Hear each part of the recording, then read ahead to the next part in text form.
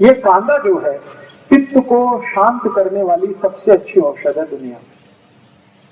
अगर पित्त खराब है किसी का, पित्त खराब आप समझते हैं, गैस बनना, खट्टी खट्टी डकार आना, मुंह में पानी आना, सतत जड़ होना, खाने को पाचन नहीं होना, ये सब पित्त की तकलीफ है।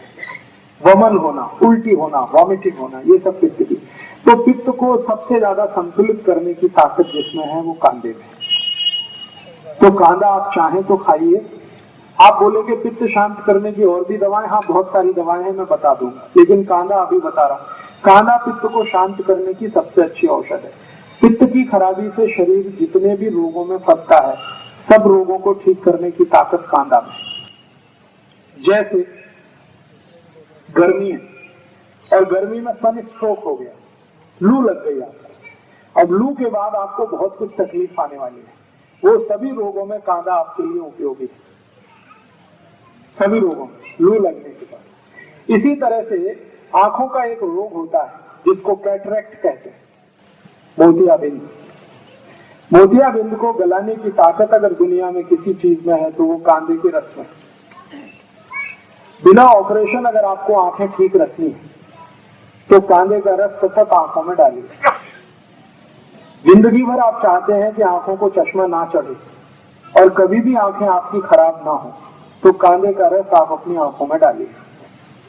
आप में से किसी को भी मोतियाबिंद हो गया हो और आप नहीं चाहते कि आपका ऑपरेशन हो, या आपके पास ऑपरेशन कराने के लिए पैसा नहीं है, तो आप कांदे के रस से मोतियाबिंद को गला सकते हैं और आंखें ठीक कर सकते हैं। इसको कितने दिन लेना है, कैसे लेना है, इसका सूत्र मैं बता देता हूं। कागज पेन हो तो लिख लीजिए, क्योंकि ये बहुत काम आएगा। 1 चम्मच पांडरे कांदे का रस। देखिए कांदा एक ही काम का है जिसको पांडरा कांदा कहते हैं, ये लाल वाला किसी काम का नहीं। औषधीय गुण जो है वो सफेद प्याज में ही है, पांडरे कांदे में ही है, लाल वाले में कोई औषधीय गुण नहीं है।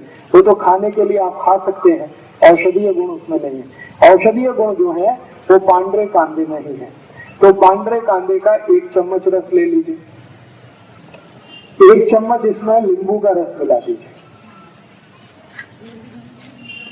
एक नींबू आता है जिसको बेदाना नींबू कहते हैं, जिसमें ज्यादा बीज नहीं होते, वो बहुत अच्छा है। तो 1 चम्मच नींबू का रस, 1 चम्मच पांडरे कांदे का रस। फिर इसमें आप मध मिला दीजिए, लगभग 3 से 4 चम्मच मध, और इसी में 1 चम्मच गुलाब जल मिला दीजिए। ये चारों को मिलाकर एक बाटली में भर के रख लीजिए और खूब अच्छे से हिलाकर एक एक थेम आंख में डालिए। 1 महीने लगातार डाल दिया तो मोतियाबिंद आपका कट के निकल जाएगा।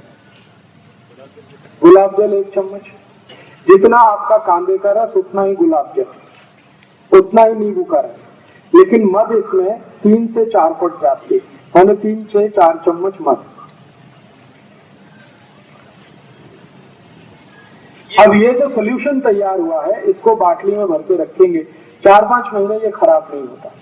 इसको रूम टेम्परेचर पे भी रखा जा सकता है, जरूरी नहीं है कि हमेशा इसको फ्रिज में रखना। खाली सीधे रूम टेम्परेचर पे रख के रात में सोते समय 1-1, 2-2 थेम आंख में डालते रहिए। 1-1.25 महीने के बाद आपका मोतियाबिंद खत्म कर देगा। और एक बीमारी है आंखों की जिसको ग्लूकोमा कहते हैं। ग्लूकोमा, ग्लूकोमा माने काला पानी, आंखों में हमेशा काला काला दिखता है और कुछ दिखता ही नहीं, उनकी भी ये सबसे अच्छी औषध। और एक बीमारी है आंखों में जिसको रेटिनल डिटैचमेंट कहते हैं। आंखों का ये जो रेटिनल पर्दा है ना, ये खिंच जाता है आगे या पीछे, उसमें भी ये सबसे अच्छा काम आता है। अब इसमें आपत्ति के रूप में क्या है, अगर कोई जैन है, चुस्त जैन, एक तो वो कांदा यूज नहीं कर सकते और दूसरा मध भी नहीं कर सकते, तो उनके लिए ऐसी ही बीमारी अगर है तो एक दूसरी औषध बता देता हूं। जो कांदा यूज नहीं करते और जो मध भी यूज नहीं करते उनके लिए बहुत अच्छी औषध इसी बीमारी में, जिनको कैटरेक्ट है, ग्लूकोमा है, रेटिनल डिटैचमेंट है, उसकी औषध का नाम है गाय का मूत्र, गोमूत्र। गाय का मूत्र इकट्ठा कर लीजिए किसी बाटली में और उसको रख लीजिए। इसी को 1-1 थेम आंख में डालना है, बस सीधे सीधे। गाय का मूत्र, गाय माने देशी गाय, देशी गाय का मूत्र 1-1 सेम रोज रात को आंख में डालिए सोते समय। तो 1 से सवा महीने में ये भी आपका कैटरेक्ट ठीक कर देगा। 2-2.25 महीने में ग्लूकोमा ठीक हो जाता है और 3 महीने सतत डालें तो रेटिनल डिटैचमेंट ठीक कर देगा। 4 महीने लगातार डालेंगे तो चश्मा उतार देगा आपका।